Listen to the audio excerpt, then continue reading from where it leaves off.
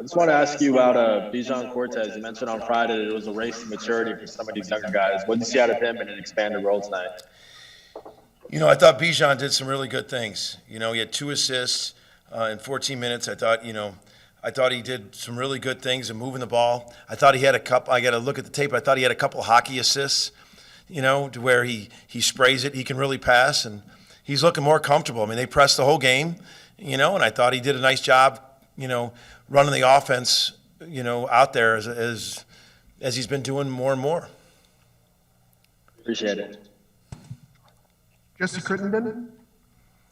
Hey, Porter, appreciate your time. Just kind of to expand on that, you were able to really empty your bench and see all those guys. Just what you see from their effort tonight, all those guys on the bench.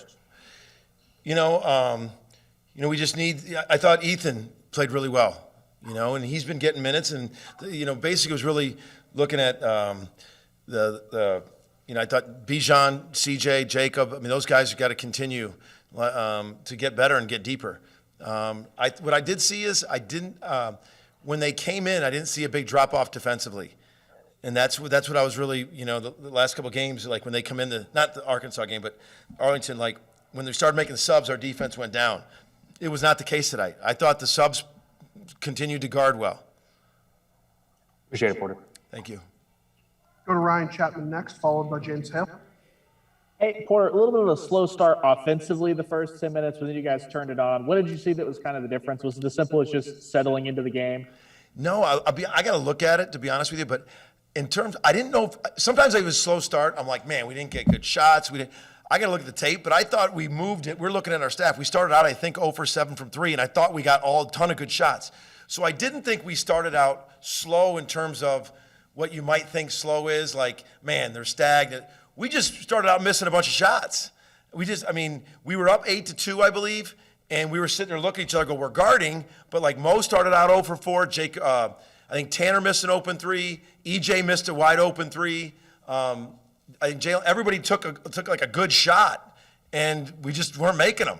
And then then Mo hit one, and then actually that got us going was Ethan made one.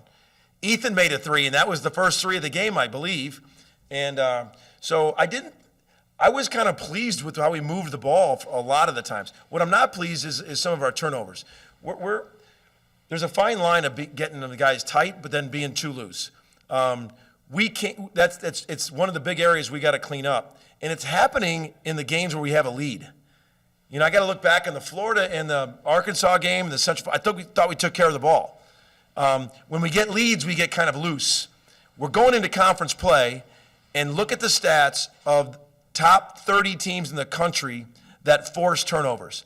I believe the Big 12 has 6 of the top 30 out of 358 or 9 teams. 6 of the 10 are in the top 30 in forcing turnovers. So we've got to be on top of that when we come back. I got to really study it this break. Is it something that we're doing when we get leads or something? Because the way we're shooting the ball, percentage-wise, I think we shot 60% tonight. I mean, we're just taking points off the board by turning over these last 2 games. 18 turnovers and 20 turnovers. You start to get around 11 or 12, that's 6 or 7 or 8 more possessions. You score on 50% of those. You're taking 6-8 points off the board, and in close games, that makes a difference. Thanks, Porter. You got it. Go to James Hale next. Hey, Porter, could it have been, it looked like you guys had great energy on defense. They were shooting 12, 14%. Could it have been energy on offense, guys just settling for shots? Is that why it was the slow start offensively a little bit? Trust me, Jay, I will let the guys know if I think they're settling for shots. I will let them know. I don't think we were settling. I thought we had some good looks, some really good looks. I'm gonna watch the tape tonight, but I normally got a good feel. I'll watch them man, we're pressing on some shots. I thought we were just missing good shots, that happens. And a guy like Mo, he can miss 4 in a row, but then he can come back and make 4 in a row like he did tonight. And that's what he did.